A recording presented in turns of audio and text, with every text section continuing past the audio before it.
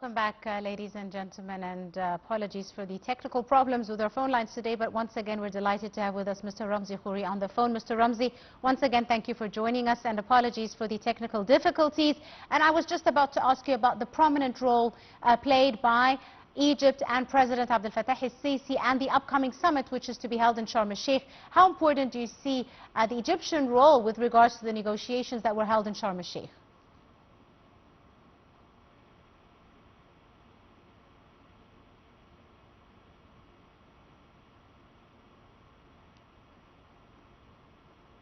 Right, Mr. Ramzy?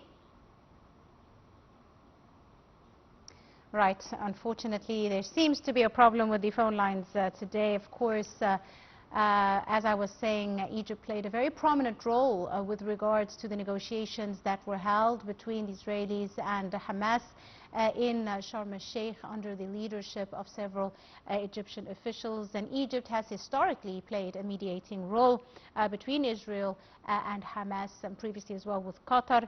And this was a very, very important role played by the Egyptian authorities, and a very important summit is expected to kick off in Sharm el-Sheikh in attendance of the U.S. President Donald Trump, as well as the Egyptian President Abdel Fattah el-Sisi and several other leaders from all around the world to witness the agreement that is to be signed. And hopefully Mr. Ramzy Khoury is back on the line with us. Mr. Ramzy?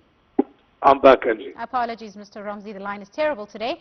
And I was just going to ask you about the role of the Egyptian government and the negotiations held in Sharm el-Sheikh between Hamas and Israel, as well as the upcoming summit which will be held to see the ceasefire signing come through. The role was crucial to make all of this happen. And it's still going on, and the role of Egypt today is extremely important because it's very complicated. Israel will try to, if it doesn't want to derail the whole process, then Israel will put all effort to make sure that they get much more than what they deserve to get. And therefore, the role of Egypt is vital right now. The negotiations that are ongoing in Egypt today have to iron out all of the nitty-gritty details of the upcoming phases. And it's very dangerous because to the Palestinian side at least it's very dangerous. And the Palestinians are totally dependent on what the Egyptians and Qataris and other parties are going to do in order to support them.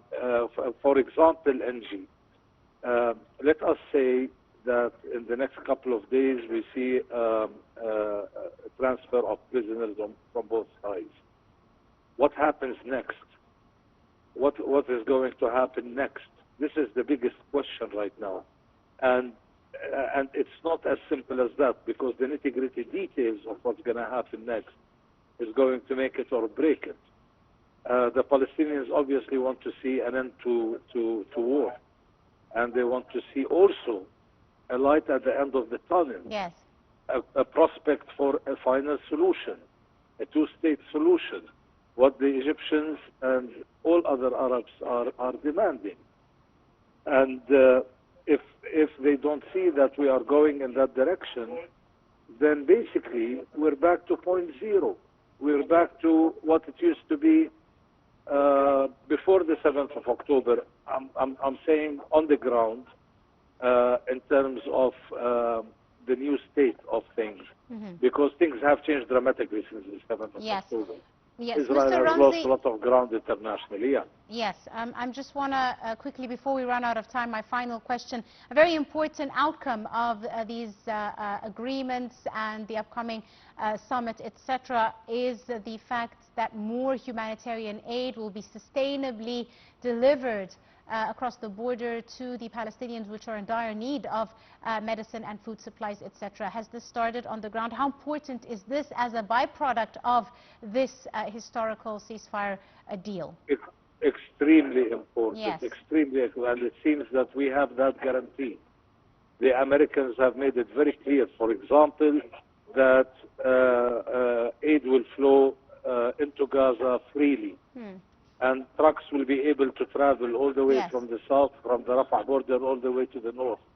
unhindered and without any Israeli controls. Now, this is a lifesaver, MG, because the Palestinians are in a devastating scenario right now, not only in terms of food, but also in terms of medicine, infrastructure. There is lack of clean water. And let us remember, Angie, we are on the cornerstone from winter.